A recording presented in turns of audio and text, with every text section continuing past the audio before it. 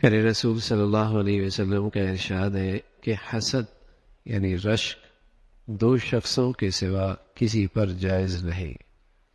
ایک وہ جس کو حق تعالی شان و قرآن شریف کی تلاوت عطا فرمائی اور وہ دن رات اس میں مشغول رہتا ہے۔ دوسرا وہ خوش نصیب جس کو حق تعالی نے مال کی کثرت عطا فرمائی اور وہ دن رات اللہ کے راستے میں خرچ کرتا رہتا ہے۔ اللہ کے نبی صلی اللہ علیہ وسلم سے بڑھ کر دور اندیش اور چیزوں کی حقیقت اور قدر و قیمت سے کون باخبر ہو سکتا ہے؟ آپ فرمانے لگے دو شخص ایسے ہیں جن کا عمل اتنا مبارک ہے، اتنا عظیم ہے، اتنا قابل رشک ہے کہ جنہیں دیکھ کر آدمی کہہ سکتا ہے کاش کہ میں بھی ایسا ہوتا۔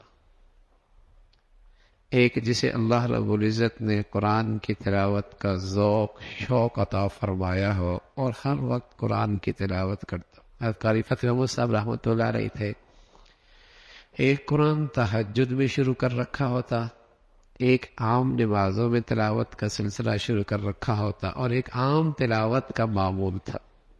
تین تین قرآن، اور یہ کوئی مہینے نہیں لگتے، دنوں میں قرآن ختم ہوا کرتے۔ تہجد کا قرآن الگ ختم ہو رہا ہے، نمازوں میں پڑھے جانے والا الگ ختم ہو رہا ہے، عام تلاوت کا معمول الگ ختم ہو رہا ہے۔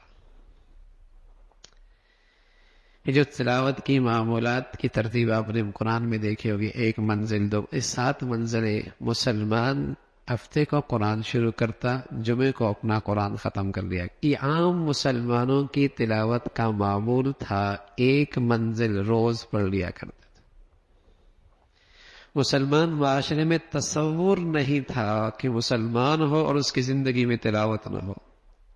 الذین آتیناہم الکتاب یتلونہ حق تلاوتہ اولئک یؤمنون بہ، وہ لوگ جنہیں کتاب ملی ہے وہ تلاوت کا حق ادا کرتے ہیں، اور قرآن پر ایمان والے بھی یہی ہیں۔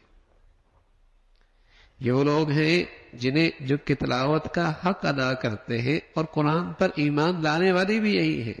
میرا دعویٰ کہ میں قرآن کو مانتا ہوں کافی نہیں، اس کی شہادت یہ ہے کہ تلاوت کیسے کرتا ہے۔ اس ایمان، قرآن پر ایمان کا دعویٰ میرا سچا ہے، تلاوت کتنی زندگی میں۔ اولئک یؤمنون بہ، یہی لوگ ہیں جو اس قرآن پر ایمان لاتے ہیں۔